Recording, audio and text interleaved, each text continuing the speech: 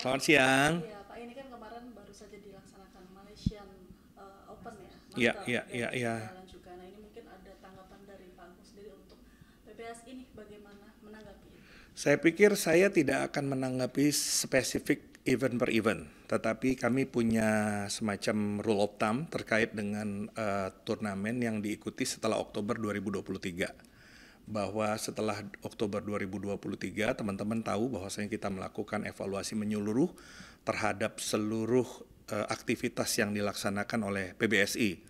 Dan pada saat itu merespon kritik terkait dengan masalah yang dihadapi dalam konteks Asian Games, kita kemudian meresponnya dengan membentuk apa yang kita sebut dengan Satgas dan Pokja Road to Olympics. Nah, Satgas dan Pokja Road to Olympics itu merumuskan satu hal penting, salah satu diantaranya adalah semua aktivitas yang kita lakukan mulai dari Oktober sampai dengan bulan Juli itu merupakan bagian dari kegiatan Road to Olympics. Jadi apapun kegiatannya itu diharapkan memberikan dukungan. Pertama, memberikan dukungan untuk potensi keikutsertaan, which is kita sekarang sudah lihat ya, sejumlah cabang boleh dikatakan kita berdoa agar semua cabang masuk, mulai dari men singles, men doubles, women singles, women double. Nah, yang terakhir ini kita kondisinya masuk, tetapi kita berharap betul-betul masuk, yaitu mix, ya, polanya kurang lebih seperti itu. Nah, saya tidak akan katakan bagaimana Malaysia Open, Thailand Open, Malaysian Master, Thailand Open, tetapi saya ingin katakan bahwasanya ini merupakan bagian yang nggak terpisahkan. Kan ada beberapa tahap ya yang kita lakukan.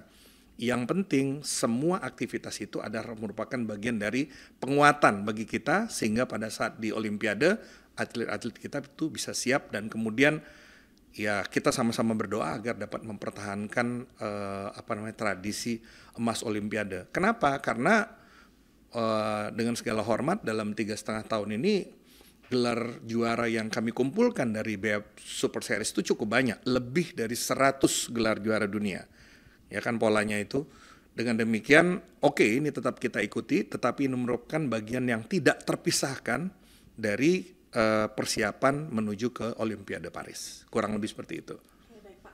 Ini kan untuk prestasi badminton atau bulu tangkis kan ini lagi naik daun nih Pak, sedang Ya. bagus sekali. Nah, apa sih yang PBSI lakukan untuk para atletnya? Ini seperti apa Pak? Ya, jadi tadi saya ulangi bahwasanya kami sempat mengalami masalah ya di Asian Games kemarin 2023, dan itu adalah kalau kami katakan bahwasanya itu adalah masalah kegagalan kita yang paling besar, di luar bahwasanya di zaman saya sejumlah di zaman kami, maksud kami sejumlah rekor berhasil didapatkan. Kami sudah dapat emas Olimpiade, kami sudah berhasil mendapatkan Thomas di 2021, 2020 diselenggarakan 2021 yang 19 tahun.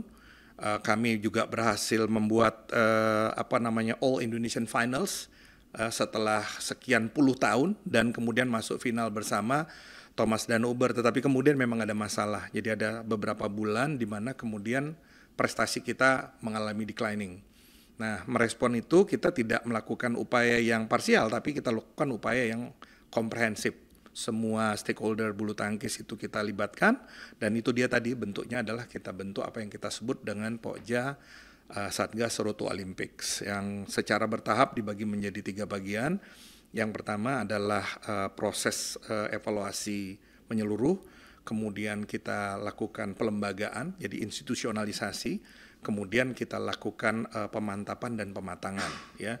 Jadi di awal-awal di bulan Oktober itu kita mencoba untuk mengumpulkan berbagai hal. Apa sih kekurangannya? Kita pengen dengar juga, kita libatkan stakeholdernya bulu tangkis, para pemain-pemain, para legenda bulu tangkis. Kemudian instrumen seperti sport science-nya kita tambah, kemudian tim psikologinya kita perbaiki sedemikian rupa. Dan kemudian dari situ kami lakukan berbagai macam upaya, lihat kemudian kita evaluasi lagi pelatihan fisiknya, chemistry antara kemudian atlet dan kemudian coachnya, karena ini merupakan bagian yang sangat penting ya. Coach itu memberikan kontribusi yang sangat besar terhadap potensi untuk atlet itu bisa menang. Nah, setelah itu kita lakukan, alhamdulillah perubahan tuh memang ada. Jadi dari bulan November ke sana ada, dan kemudian kita sudah tahu nih kan ketuanya udah disetujui di bulan Oktober, tetapi bentuk lembaganya sendiri itu kemudian baru mulai aktif di 2 bulan kemudian. Jadi bentuk lembaganya sudah ada, kemudian kita melakukan pemantapan dan kemudian terus dilakukan pematangan. Jadi semua yang kita lakukan sekarang ini merupakan bagian yang tidak terpisahkan bagi kita untuk maju ke Road to Olympics ini. Jadi payung besarnya adalah Road to Olympics. Road to Olympics. Road to Olympics semuanya, baik kemudian yang bersifat kemudian penugasan dari para atlet untuk mengikuti turnamen-turnamen internasional, regional, kontinental maupun global, maupun juga penyelenggaraan. Jadi kita kan juga punya event sendiri yang kita laksanakan di sini yang kita sebut dengan Indonesia Open dan Indonesia Master. Indonesia Master dan Indonesia Open itu merupakan bagian yang tidak terpisahkan.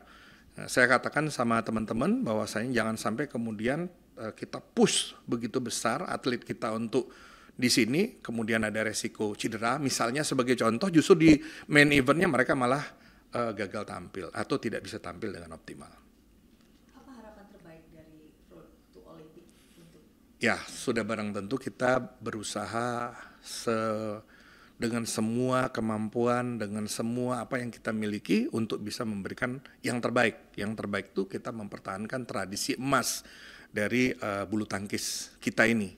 Ya, mudah-mudahan itu bisa kita capai. Kami sangat mengharapkan dukungan dari pemirsa, dari khususnya badminton lovers untuk memberikan narasi-narasi positif, memberikan encouragement kepada atlet-atlet kami agar mereka punya semangat yang tinggi untuk dapat memberikan performa terbaiknya. Kalau ada kritik silakan diberikan kepada kami, kepada saya khususnya sebagai ketua bulu tangkis, tetapi kepada para atlet kami mohon kepada mereka diberikan narasi-narasi yang positif. Nggak apa-apa, semua silakan dihujat tapi arah hujatan lebih baik kepada pengurusnya, khususnya kepada kami sebagai ketua umum.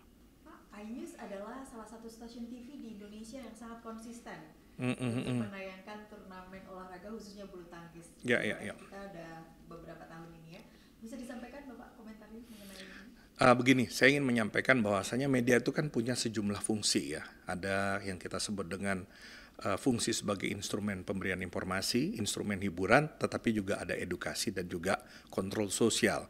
Nah, apa yang dilakukan oleh iNews dalam konteks konsisten menayangkan Thomas dan kemudian Uber ini merupakan bukti bahwa iNews punya paling tidak menjalankan 3 fungsi diantaranya. Instrumen informasi dan hiburan dan utamanya edukasi. Kenapa Thomas dan Uber? Karena Thomas dan Uber itu merupakan event penting bulu tangkis di mana atlet-atlet bulu tangkis kita mempunyai kesempatan besar untuk sampai kepada titik tertentu bahkan bisa menjuarai. Dengan kemudian ini konsisten ditayangkan, bukan hanya ada konten, ada muatan informasi di dalamnya, tetapi juga ada muatan edukasi. Bahwasanya orang tidak hanya bicara olahraga untuk menjadi sehat, tetapi juga merupakan sarana untuk meraih prestasi. iNews punya tagline The New Home of Badminton. Bagaimana Pak? Nah, saya ingin bicara agak panjang sedikit ya mengenai masalah ini. Kita tahu betul bahwasanya antusiasme masyarakat ya terkait dengan Thomas dan Uber ini besar sekali. Dan saya pikir itu sesuatu yang wajar karena dalam 3,5 tahun terakhir ini PBSI telah berhasil menunjukkan hasilnya ya dengan lebih dari 100 gelar juara dunia termasuk Mas Olimpiade, Thomas, All England ya dan sejumlah gelar dari BWF Double Series. Jadi ini sesuatu yang besar. Dan orang kemudian menonton, ya, melihat sesuatu itu kan bukan hanya dalam rangka memenuhi kebutuhan untuk informasi, tetapi juga untuk memenuhi ekspektasinya. Apabila ekspektasi itu terpenuhi, mereka akan menjadikan informasi itu tidak hanya untuk menempatkan sesuatu, tetapi juga merasa terhibur. Jadi ada hiburan di dalamnya. Nah, Thomas dan Uber itu memberikan harapan kepada penonton kita bahwasanya Indonesia juga punya sesuatu di kancah internasional. Dan dengan menjadikan iNews sebagai home of badminton, maka iNews sekali lagi menunjukkan komitmennya untuk kemudian menjadi media yang punya komitmen besar, menjadikan bulu tangkis sebagai sarana olahraga, tetapi juga informasi, edukasi, dan sekaligus juga hiburan. Dan saya pikir ini sesuatu yang baik, ini satu pilihan strategis yang cerdas saya pikir.